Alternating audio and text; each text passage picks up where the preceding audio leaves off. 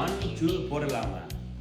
Malaysian rock star Ducky இந்த first time மெல்பர்னில் international show 1 2 போடலாமா?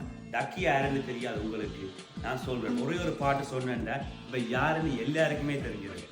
அக்கா மக என்ன கொடுத்தீங்க அப்படின்னு சொல்லி உலகம் பூரா எல்லாரையும் திரும்பி பார்க்க வச்ச ராக் ஸ்டார் தான் டக்கி. அவர் நிறைய பேருக்கு மலேசியாவில் தெரியாதவங்க யாருமே இல்லை.